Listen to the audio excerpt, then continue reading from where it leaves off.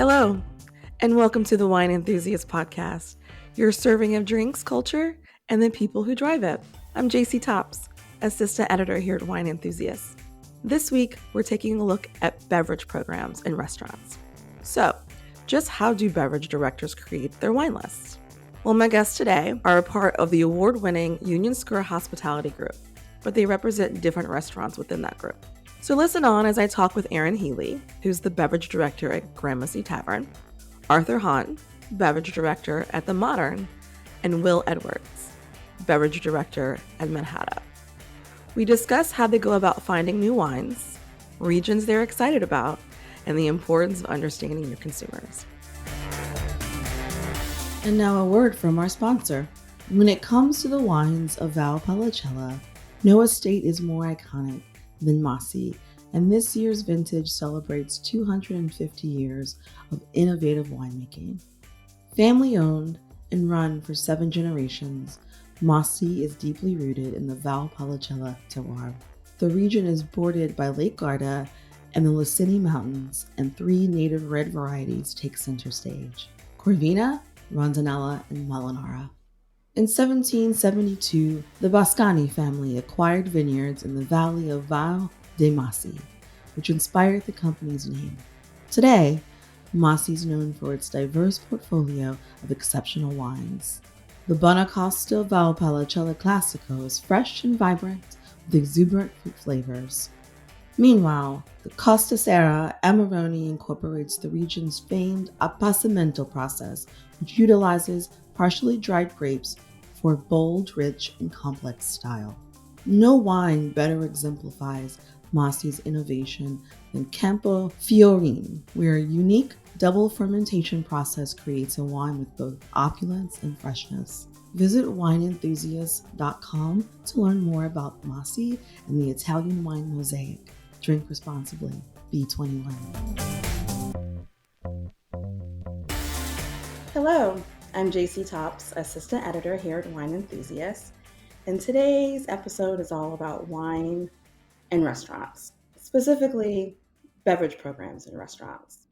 Well, all of my guests today are a part of the award-winning Union Square Hospitality Group. They represent different restaurants within that group. Joining me right now is Aaron Healy, who is the director of beverage at Gramercy Tavern. Welcome, Aaron. So nice to have you here today. So nice to be here. Thanks for having me. So before we get into the nitty-gritty of beverage programs, I would love to hear your background and how you got started in the food and beverage industry. I mean, I'm a bit of a nomad. I think that I came to wine through, the non-traditional way that many of us come, and in a way that is just falling into it.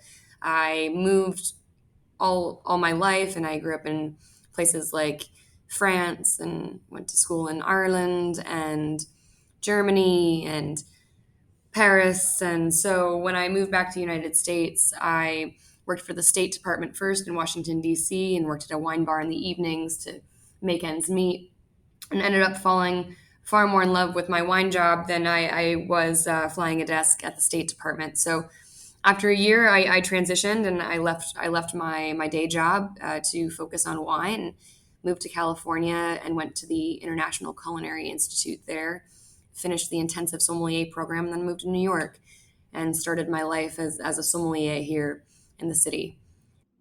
Oh, wow. That is an impressive background. So how long have you been with this group? I'm a very young addition to Union Square Hospitality. I joined Gramercy Tavern as my first foray into Union Square in March of this year. So March 2022. So I've been here for about, 8-9 months now. And it's been an incredibly rewarding, exciting foray into the company, and also into, this kind of unique program that is Gramercy Tavern. Okay, great. So for any listener who doesn't really understand the term beverage director, can you kind of give a description of what you do in your job? Yeah, so beverage director really is an all-encompassing creative role when it comes to beverage. So this includes cocktail, this includes beer, this includes wine, this includes non-alcoholic beverages. So it is very much a creative and also administrative role that is in charge of making sure that all of the cogs in the wheel that is beverage and beverage consumption within the restaurant runs smoothly and also makes sense. So we are here to create cocktails. We're here to curate the menu. We're here to write pairings and put on wines by the glass, and also make sure that while we're doing that, that everything makes sense with each other in the greater ethos of what is the program you're running. So in my case, that is what is Gramercy Tavern. Okay, so how is that executed at Gramercy Tavern? So, like, what is your beverage program? So for us, it is, I like to start with the ethos of Gramercy Tavern and what keeps me focused, which is that Gramercy Tavern is all about community. It's all about local produce, seasonality, things like that. So I like to keep that in the back of my mind whenever I'm thinking about how I'm curating my program and how we're expanding on the program here at the restaurant. So whether that comes into non-alcoholic sodas that are seasonally driven. Currently, we have a Concord grape and lime soda that we have on, as well as an apple and fennel soda, all things that are very kitchen driven, market driven. Same thing with cocktails. We try and lean into the seasons as much as we possibly can with cocktails, which is incredibly challenging as well as incredibly rewarding. We work very, very closely with the chefs here to make sure that we're trying to use things that we're using in the kitchen in an all-encompassing way. So whether that be sweet potato or squash and applying that to a martini, or doing something like Concord grape juice and making a cocktail out of that, since we're already using that in the kitchen and it's in season, we're getting them from the market, all things like that. On the wine side of things, I like to think about what people are going to be eating, what is going to be served at the table, and then serve wines that are complementary of that, while also thinking about locality as well. So for me, focusing on growers, focusing on also local wines to really kind of lean into the greater ethos of Gramercy Tavern with how we curate our beverage programs. Great. Yeah, I was definitely going to ask you about the idea of local wine. So, you as a beverage director, you find it very important to bring in local wines. Absolutely.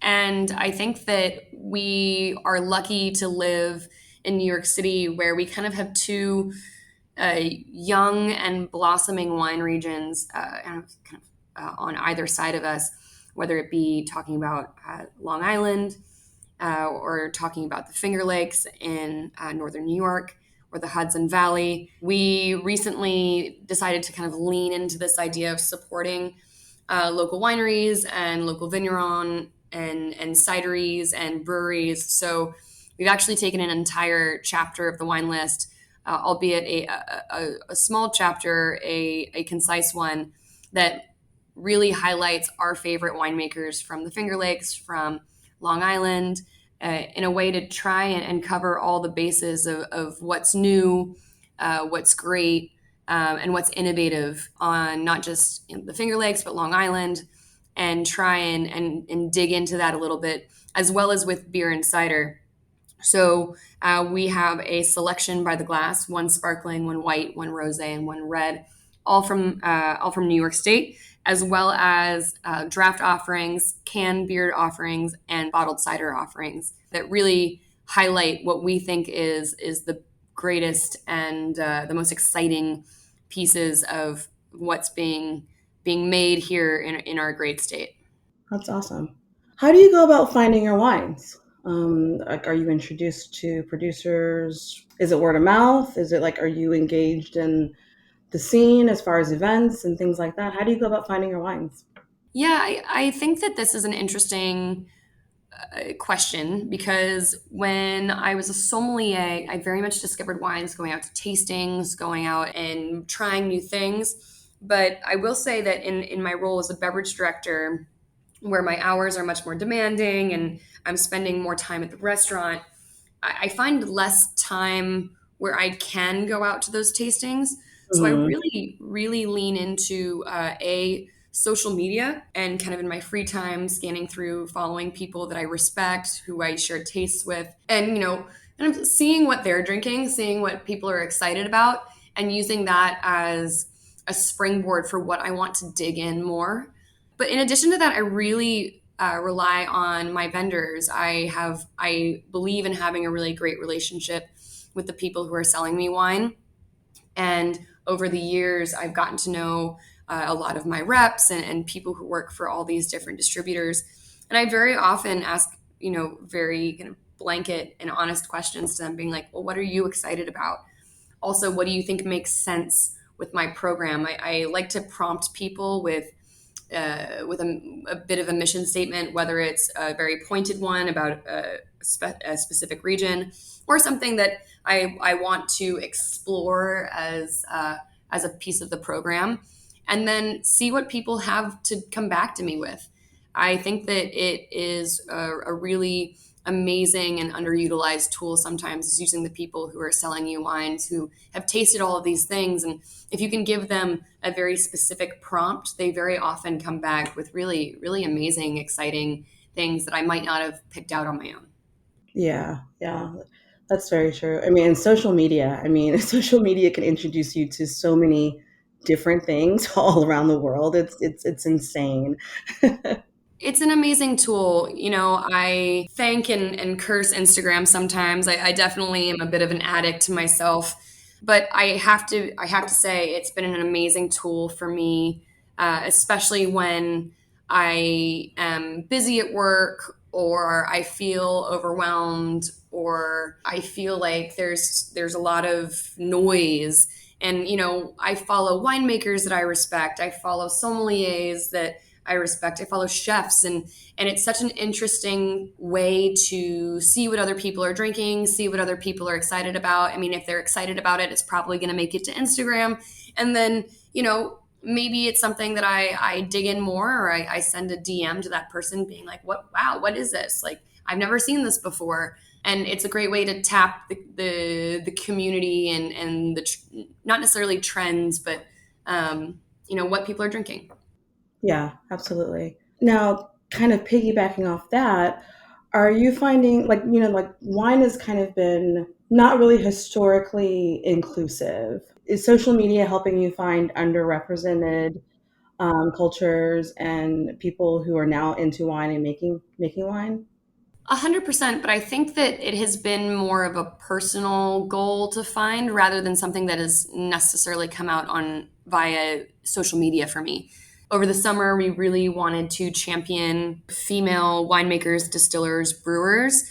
So we did do a female driven wine feature on the By the Glass list. We had each category of wine had a female winemaker, at least one included. And then same with our beer program and our spirits program. That being said, I really reached out.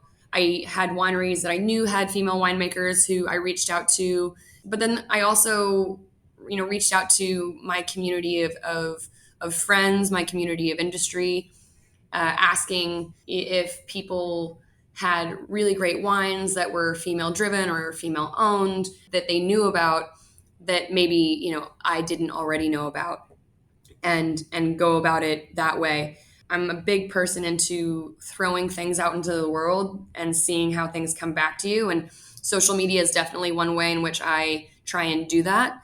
And then sometimes just sending out text messages to, my neighbors or people who I know are doing other cool, interesting things, and tapping their talent and their wealth of knowledge that very often experientially will go beyond my own.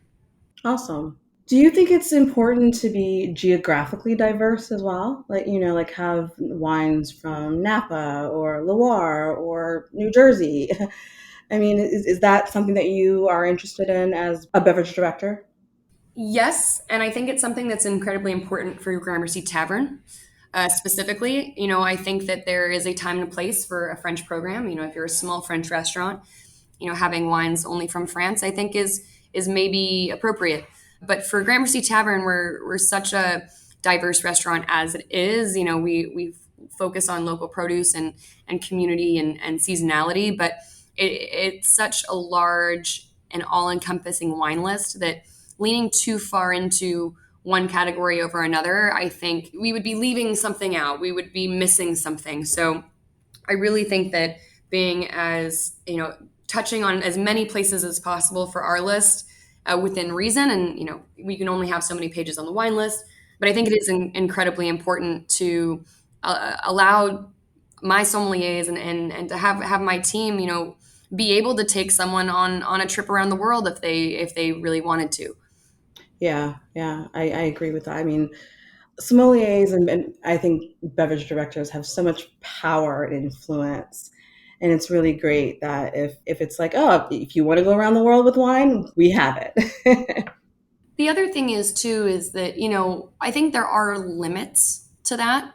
I think it's really great to make sure that many places or as many places as possible are included.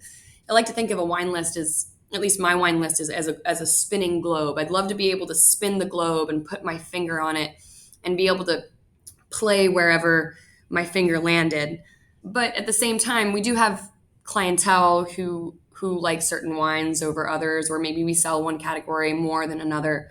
So I think there is a balance of making sure that the globe is that globe is represented, and you can spin that globe if you want to, but that you have enough depth and breadth in your biggest selling categories to where you can also deep dive for your guests who really want a lot of something. So for us, in that case, it's Italy, it's Napa and California, and then it's Burgundy. So we do have pretty expansive categories there, while we represent the other. We try and give representation to everywhere else. Okay, that's really great. Well, what would you like winemakers to know, if anything at all, how to go about getting into a beverage program? Would you have any advice for new producers or winemakers? Ooh, that's a good one. Or maybe just kind of get on social media, huh? It's like, I think the best thing to do is, I have to say, this is not a relatively inclusive statement because it costs money to travel. yeah, But I have to say, some of my best relationships with winemakers have been when I've been able to meet them in person. And that's a luxury. So I like to say that with the caveat that it is a luxury. But a lot of, my most exciting memories with wines are when I've met the people behind them first, and I've gotten to taste them, and I've been able to have that person take me on that journey.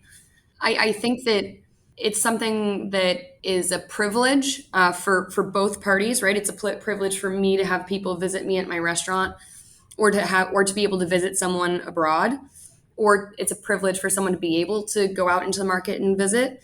But I always love being able to make the human connection with those people and really understand what's going on beyond what's in the bottle and beyond what's in the glass, and hear those stories, and then be able to share those stories with my team and better narrate why the wine is what it is and how it came to be. That being said, when you can't do that, social media is a great tool. Being able to reach out to someone via a direct message is something that is free and simple, and very often does get read. But I think that there's nothing really replaces face to face conversation and shaking hands and introductions. awesome. One more question. What are you drinking now? What's in your glass? Well, I always drink champagne. I went to high school in Reims, so champagne is always in my glass in some form of another. That being said, uh, I outside of champagne, I love rosé. I am a sucker for rosé, and many people will make fun of me for drinking dive bar rosé, but I love claret, and I think in the fall wines like claret, I like to call it adult Kool-Aid, are just so pleasurable, and they pair so well with so many foods that are on like the Thanksgiving table as we move kind of into that pumpkin squash season. So right now, by the glass, actually, we're pouring the Bison Cilagiolo 2021, which is from Liguria. It's one of the few red pulped grapes in the world that's made like white wine. So it is the neon color of Kool-Aid, and is just, it's savory, it's fruity, it's refreshing. It's just really a delicious glass of wine that I think is such a great transition from summer into fall. Awesome. This sounds yummy. Thank you so much, Erin, for joining us. Absolutely. Thank you. It's been a pleasure.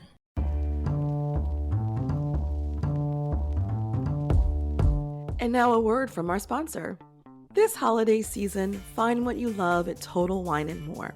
With so many great bottles to choose from, it's easy to find a new favorite Cabernet or Chardonnay, or the perfect gifts for everyone on your list with some help from a friendly guide. And with all the confidence of knowing you found something special for the lowest price. Love what you find, only at Total Wine & More. Curbside pickup and delivery available in most areas. Visit TotalWine.com to learn more. Drink responsibly. Be 21. Hi, I'm JC Tops, assistant editor here at Wine Enthusiast, and we are continuing our episode on how beverage programs and restaurants are created. All of my guests today are a part of the award-winning Union Square Hospitality Group, but they represent different restaurants within that group. I previously chatted with Erin Healy, who is the beverage director at Gramercy Tavern. Joining me today is William Edwards, who is the beverage director at the newly reopened Manhattan, and Arthur Hahn, who is the beverage director at the Modern. Welcome, everybody. Thank you so much for being here. Hi, Jesse. It's good to be here as well. Thank you. Yeah, hi, JC. Thank you so much. So before we kind of start talking about beverage programs, I would love to know a little bit about your background. Like, how did you get started in the food and beverage industry? So my background is, well, I like to say that my previous life, my many previous lives. I was a trained visual artist, and I fell in love with the food and beverage industries by sheer sort of just randomness. It was sort of my first adult restaurant experience where I was handed a wine list at a fancy restaurant, and that really piqued my interest in terms of what the world is, and all these languages and geographies and countries kind of all compiled together, but I couldn't sort of decipher any of them. And then just that started my journeys, delve deeper into food and beverage and wines and all together. So how long have you been in the industry? I think how long? 15 years? 15? 20? Wow. Almost. That's a long Official and non-official, yes. Okay. And what about you, William? If you count summer jobs in high school, I've been in the industry for about 22 years, since I was 15 years old. In terms of my professional hospitality journey, I went to culinary school right after college in my early 20s and ended up in France for a little bit. I worked in Denver and Boulder, Colorado, and then moved straight to New York to work in kitchens. Had a bit of bad luck there, but worked in some really great places and ended up needing to hop over into dining rooms to kind of pay my bills. But while I was living in France, a manager and friend of mine who was working in the one Michelin star restaurant where I was working would drag me to wine tastings on my day off. He'd make me get out of bed and he'd take me to these tastings similar to what we hold in New York City today, like kind of grand tastings with lots of producers present. So that kind of started the bug. And then when it was time for me to switch into dining rooms in New York City, I started taking wine classes and started aiming to be a sommelier. And my trajectory from there kind of led me to here. And it's been about a decade. Wow, that's a very long trajectory. Yeah. So, Arthur, how do you describe your beverage program at the Modern? Is it seasonal? Is it based on is it regionality? How do you create it? How do you define it? I think that Modern itself has, it's still, even though I took over the programs almost a year and a half ago, when it's such an honor to inherit a program, a cellar that's been building for the past 15 years. And I like to tell people that it's kind of steering a large cruise ships that you can't change directions immediately, and you don't see a fast redirecting right away. And so at this point, I see myself more as the guardian to all these layers of treasures that's been built in, since the opening of the moderns. And so, in sort of in short, that moderns has sort of the reputations for a program that features a lot of producers and wines coming from Southern Hemisphere. So Australia, South Africa, New Zealand. So that's part of that traditions I'm trying to uphold and continue to maintain outside of sort of the classic regions. And outside of that, I think that also kind of putting a bit more of global touches too as well, including Portugal, a lot bit more Spain, and then also kind of growing slowly on the Italian side as well in conjunction with New World. So all in all, Modern has a true sort of global wine list, which is kind of unique in the sense that when you think about a scope of a similar program, they tend to focus more on countries, regions, or countries or regions, and then delve really deep into it. And I think that for Modern's program, it's a bit of that, but also the breadth as well. Really kind of try to encompassing some of the really exciting up and coming wine regions in the world. Okay, great. I really like how you said like your job is to kind of steer it right now. Like Mm-hmm. you haven't created it like right now because like you've only been there for a year and a half, but you're just kind of steering it. What about you, William? How do you define the beverage program at the Manhattan, especially because you it just reopened, right? Yeah. Well, I mean, piggybacking off of Arthur in terms of Manhattan's trajectory, it's very much in the formative stages of kind of what the wine potential is going to be, and then what the breadth of that program is going to be. So, I inherited a fairly large inventory from my predecessor, Matt Whitney, who's a very good wine buyer, and now I get to kind of organize that in my own fashion and kind of start putting my own fingerprint on it as we slowly move through references and layer into the BTG with my personal preferences. But I like to focus on 3 or 4 regions, and those are things that I'm passionate about and things that I think are appropriate with the chef's food, which I know we probably touch on later. In the sense that I was reared in Italian wine, so having a deep like Piedmont library of sorts is something that's very exciting for me, but both on the value end and the blue chip side of things.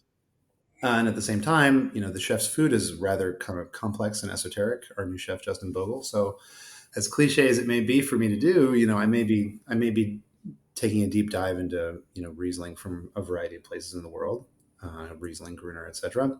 And then, but it's very much an international list, global. There's Portugal, there's Spain, there's plenty of exciting things that are coming from the southern hemisphere, Australia, New Zealand, Chile, etc. So, and I like with a keen eye towards up and coming areas of focus. And I think Portugal's a great one, although I'm a little behind the 8 ball there. And up to and including non-alcoholic offerings, which is very fun. Right. Okay. Awesome. Will, I want to stick with you for a second. How do you go about finding new wines or new producers or things that aren't on your radar?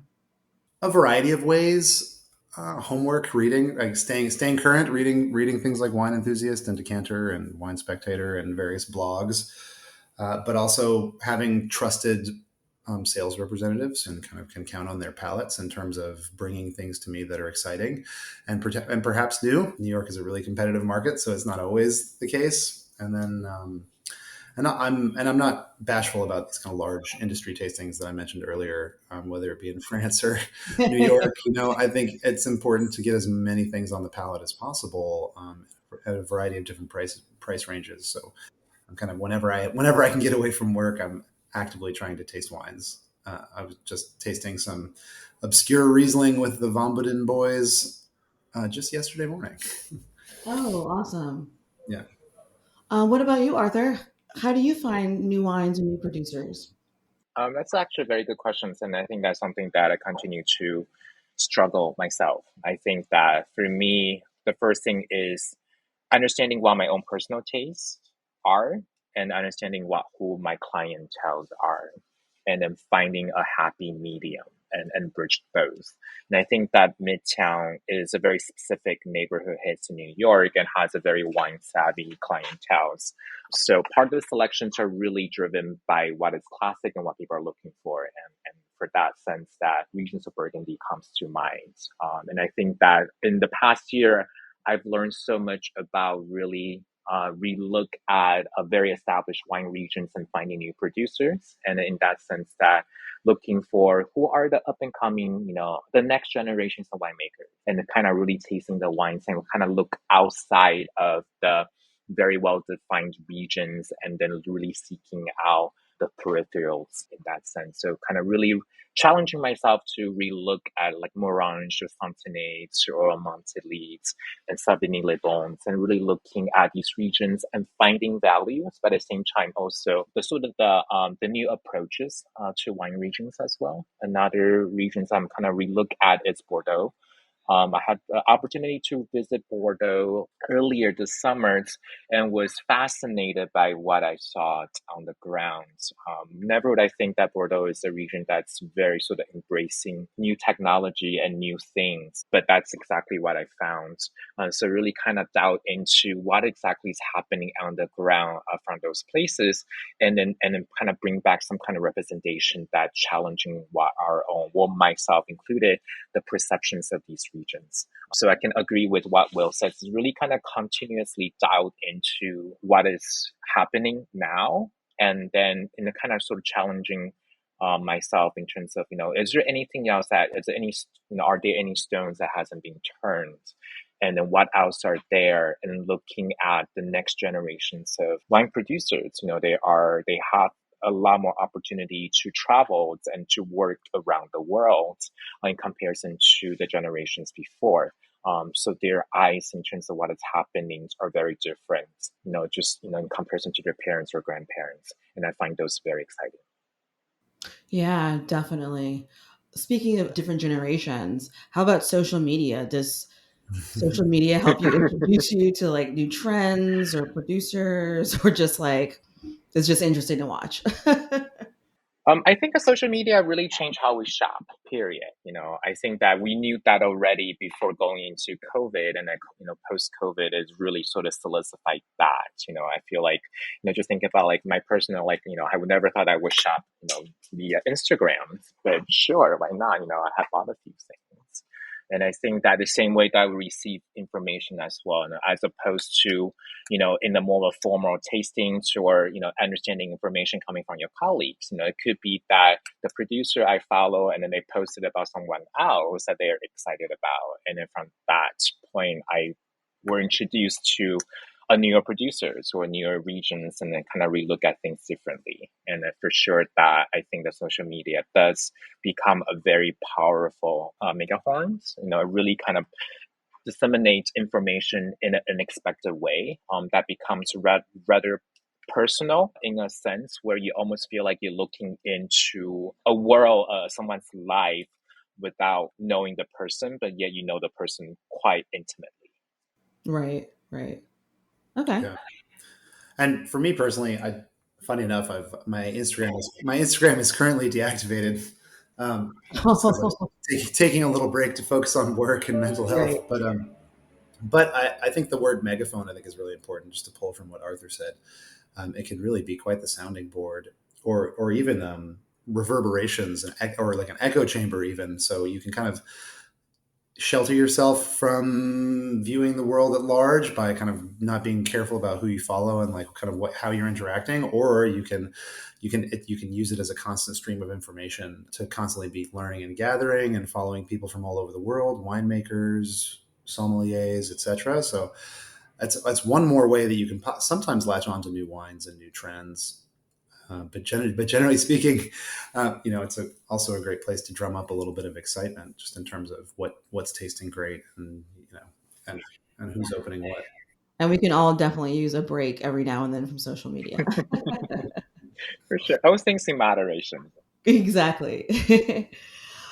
So Do you specifically search out for producers who've been historically underrepresented? Hmm. I think that for me, the process of searching for new producers are relatively organic.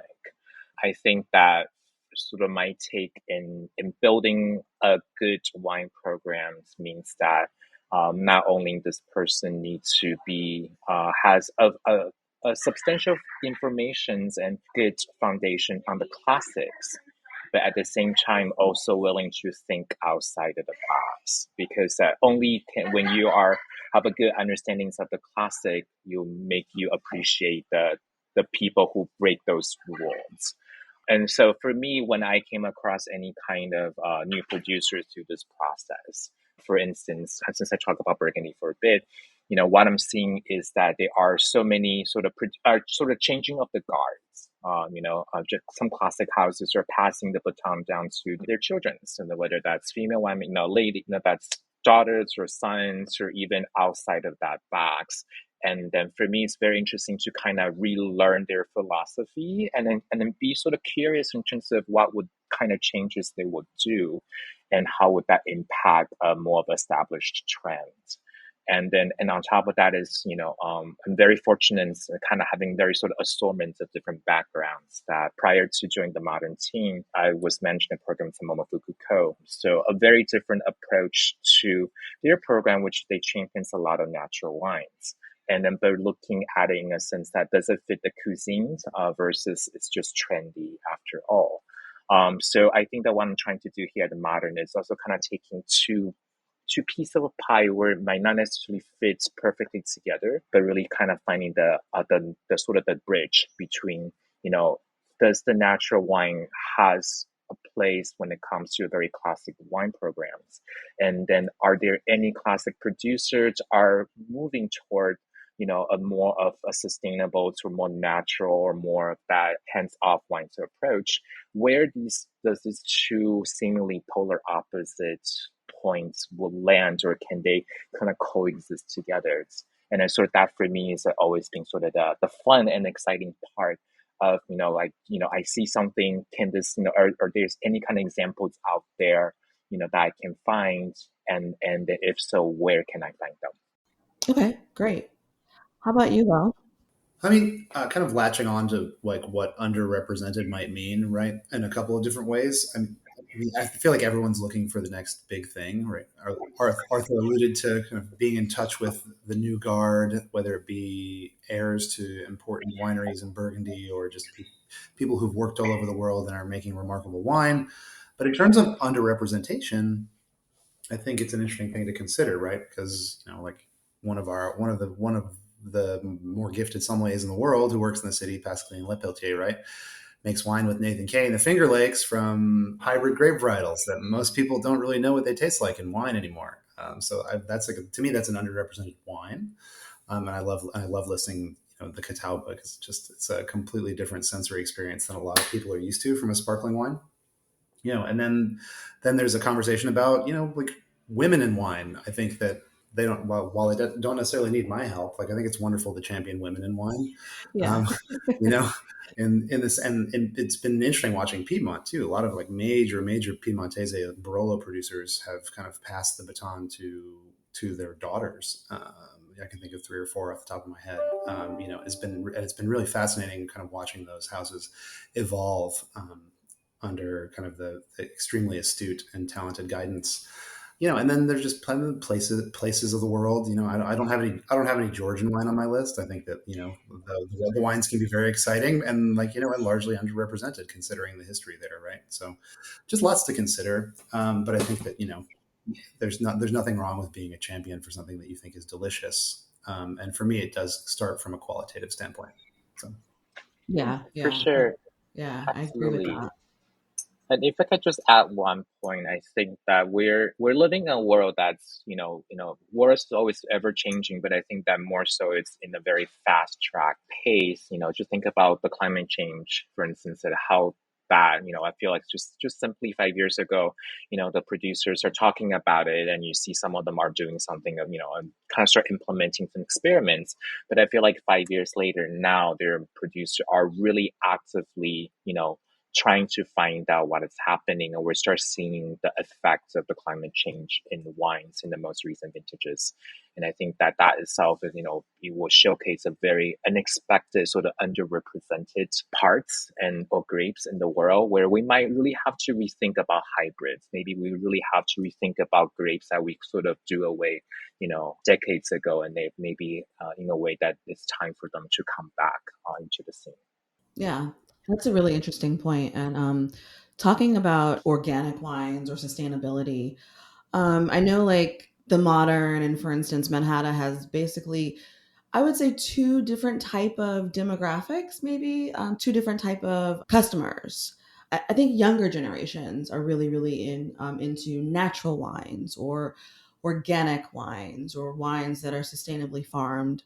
Is that something that you guys consider when you curate your lists? Well, I mean, the natural wine conversation is constantly coming up for me, and I'm here for it. I mean, and I'm constantly personally embattled with like what I enjoy in terms of what I might have considered a flaw before. Not to say that the wines are all flawed, but I think that there's something to be said for wines with minimal intervention that can kind of channel a certain amount of purity, whether it be a fruit or place or personality. So I think the wines can be very, very, very exciting. I have to admit that I'm a bit of a novice in that world. So while I do try to list some exciting things that I know about, my list may never be a kind of a temple of natural wine, but I want to make sure that those wines are there for people to enjoy who want to enjoy them. It's super important for me as an individual to have a list that anyone who wants to order a bottle of wine can enjoy at a variety of different price levels. And then, in terms of organic biodynamic, I think it's just exciting and important. And I think, and while they're not necessarily underrepresented, I think, doing your best to champion folks who are sustainably minded is super, super, super important. Yeah, I agree.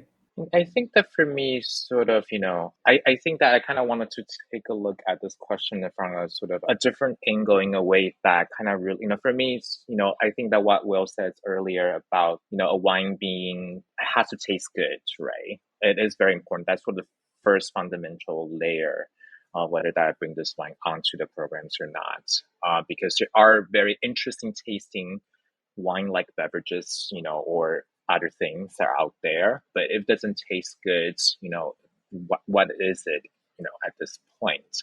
And then after that, for me to consider is whether that is organic, sustainable, biodynamic, certified or not, how non-interventions this product comes from, becomes a sort of second layers into it. If you're looking at how wines were made, just only a few decades ago, they're not necessarily have all of the modern technologies that we do enjoy in our scenes in wine. So are they considered as a non-interventional certain degrees? And then there are a lot of classic producers that maybe never really questions how they make wine, but they just really be respectful to the environments as always, and that's how they approach to things. So I think that when it comes to any kind of guest asking me, that how they're looking for natural wine, I think that my first go-to question is that, can you please let me know what is the definitions of natural that you're looking for? And then from that point onward, I can make the best suggestion to you. Because in my opinion, that there's, I want to be very frank, that there are a lot of experiments out there, and then when I come across a lot of wines are so-called natural, that just like, it's what happened to you, right? But I think that for me, the most important part is that depending on the process the winemaker takes, whether it's in vineyards, in the cellars, or both, that I need to be able to see the intentions of the winemakers. For me, that's very important, just how you see a chef's cooking any kind of ingredients, right? Because you can have very pristine and fantastic high quality ingredients, and depending on how you use it, because you can really mess it up, or you can really bring it to the next level. And I think that the same principle applies to winemakings and vine growing as well, is that can I see the intentions the winemakers, and whether I agree with that process is one thing. That is questions of it's definitions of personal taste.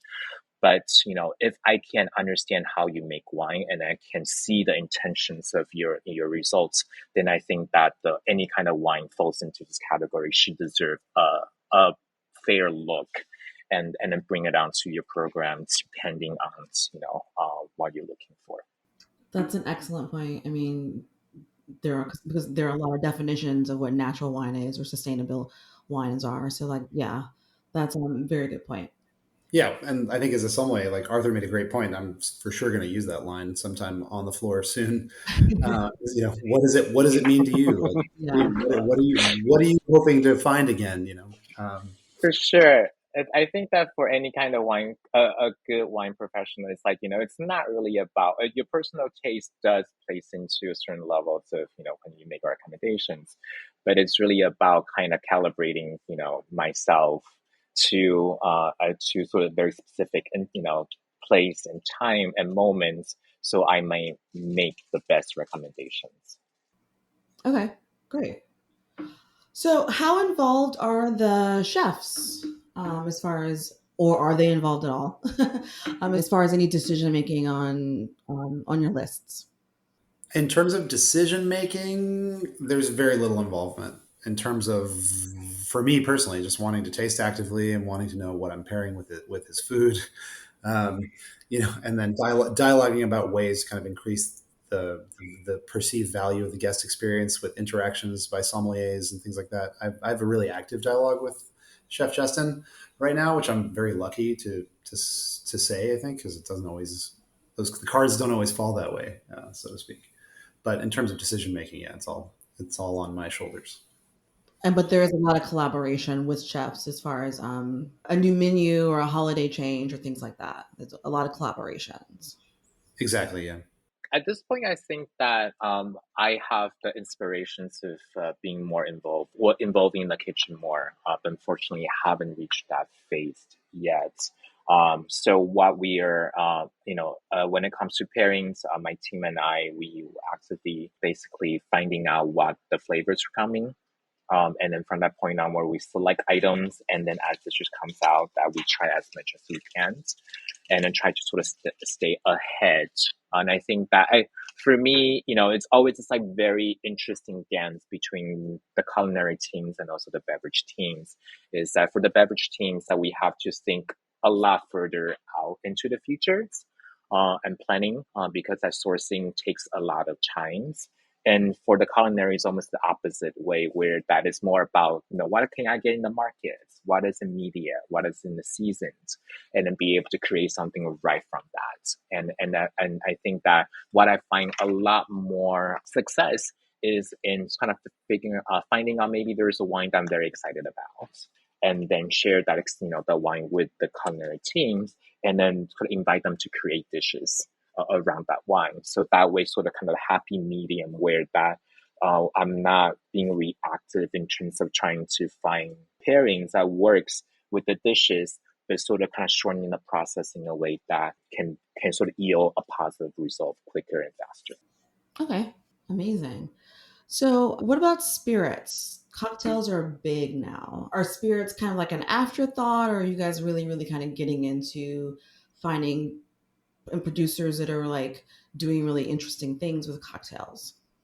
Oh, for sure. I think that spirits, it's not really an afterthought at all. For me, sort of when I reopened the modern, and prior to that, modern has a very sort of distinct separation between the bar team and the wine team.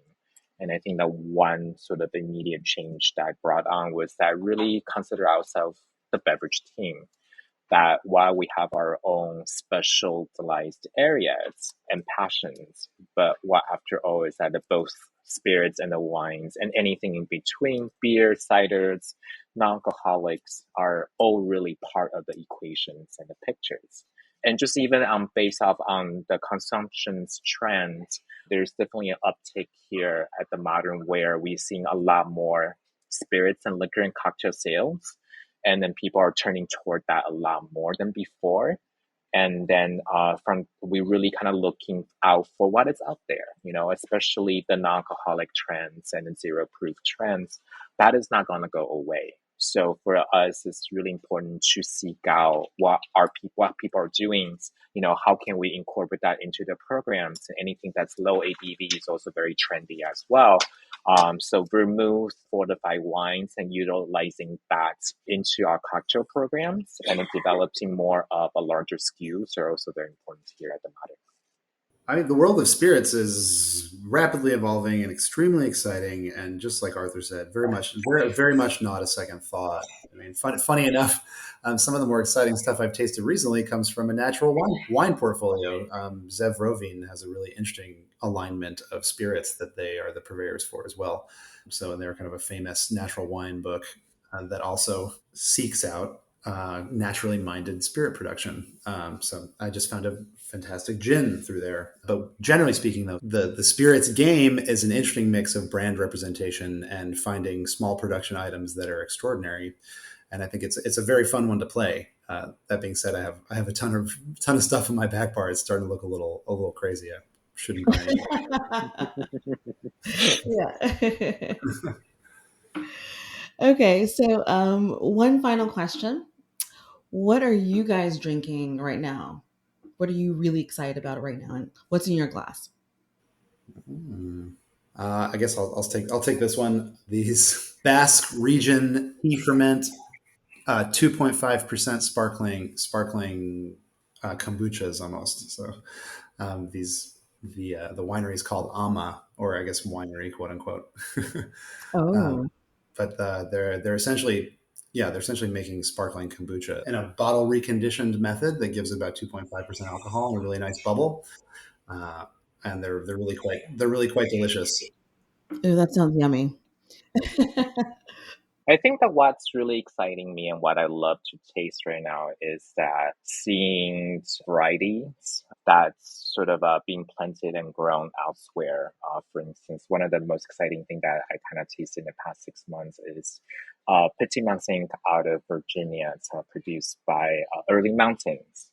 Is that I have always loved this variety coming out of Jarson, and then both in sweet and dry form, and it always has encompassing this kind of Chenin / Riesling like aromatics, sort of sugar levels, and also acid. And so when I came across this Petit Mansing out of Virginia, the first thing was like, well, what is it? How could this be?